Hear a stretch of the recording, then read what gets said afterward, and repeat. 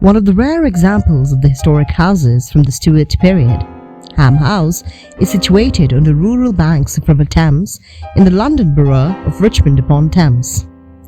The 17th century house was built in 1610 for Sir Thomas Vavasour, Knight Marshal and courtier to James I. One can still see the year of construction along with the loyal oath, "Long live the King," inscribed on the entrance door. The interior of the house as seen today is mainly the creation of William Murray and his daughter Elizabeth, the Duchess of Lauderdale. William served as a whipping boy to Charles I when they studied together, later acquiring the house in 1626. The front facade of the house is symmetrical and has busts in the niches, which includes portraits of Charles I and Charles II as well as the Roman emperors. Retaining its original black and white marble floor, the Great Hall served as the entrance hall for the house.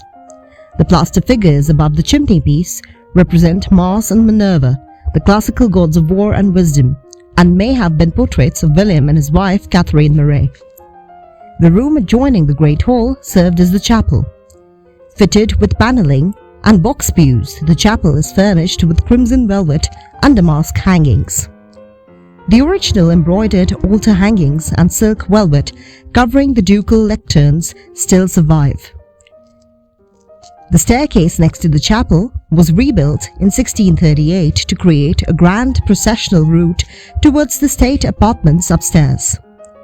The balustrade is carved with trophies of arms such as muskets, blunderbusses and halberds, referring to real weapons that were on display in the Great Hall in the 17th century. The dark red walls and the walnut-like resemblance of the balustrade were introduced in the 19th century. The staircase leads to the round gallery in the first floor, the first of the series of rooms that formed a part of the state apartments. It served as the great dining room during the 17th century. A white, ungilded plasterwork ceiling adorns the gallery, while the doors and the frieze were painted blue and gilt.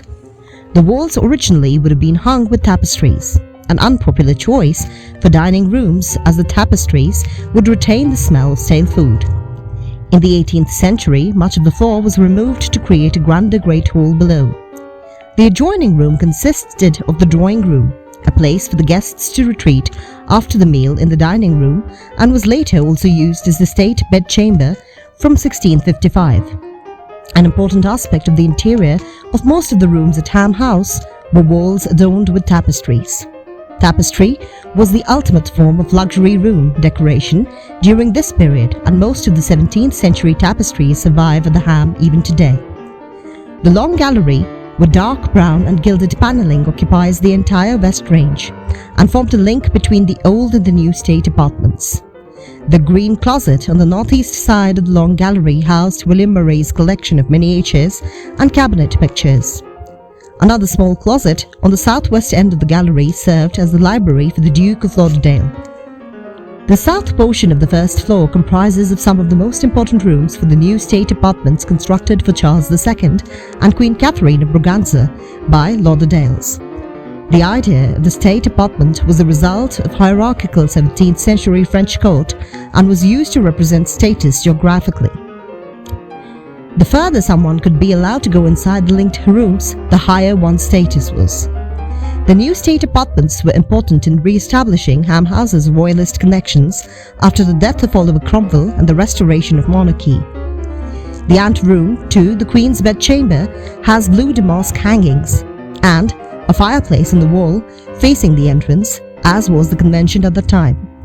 The Queen's bedchamber next to it was the grandest room in Ham House and would have originally had a state bed on the dais. The Queen's closet is the last and the smallest room in the Queen's apartment, where only most honoured guests would have been allowed. The rooms on the south side on the ground floor were added around the 1670s to make two further state apartments for the Duke and the Duchess of Lauderdale. The series of rooms consisted of the Duchess's closets, where she would have tea and entertain her guests, and the bedrooms of the Duke and the Duchess. The marble dining room was used for both public and private suppers and occupied a central position on the south front. It has gilded leather wall hangings, which, unlike textiles, did not retain the smell of the food. An interesting object in the Duke's bedroom is a pair of 2 sleeping chairs that were originally kept in the Queen's closet and were commissioned for Queen Catherine of Braganza. The 17th century sleeping chairs, carved in gilt wood with original crimson brocaded silk upholstery, would recline so that the Queen could rest in comfort. A similar chair was also said to be provided for the Queen at Whitehall. Interior of Ham House is also dominated by chinoiserie objects, which reflect the growing global trade and colonial expansion in the 17th century. A rare Chinese teapot, said to be one of the earliest, belongs to the Duchess and depicts her close connections to the overseas trade. The servants' quarters were in the northwest part of the house. These included a back parlour where the senior servants would have had their meals, a passage with fire buckets, and a buttery. The basement had a pantry as well as the kitchen.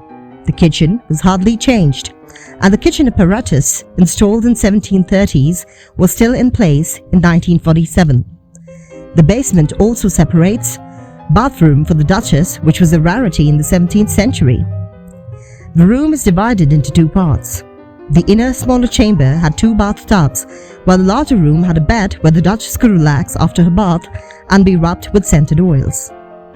Ham House was given to the National Trust in 1948 and has been open to the public ever since. The house is said to be one of the most haunted houses in Britain, with visitors reporting a smell of roses that appears unexpectedly, as well as a woman in black and screaming noblemen. The story of the ghost of the Duchess of Lauderdale is the most famous one and has consequently attracted a lot of visitors over the years.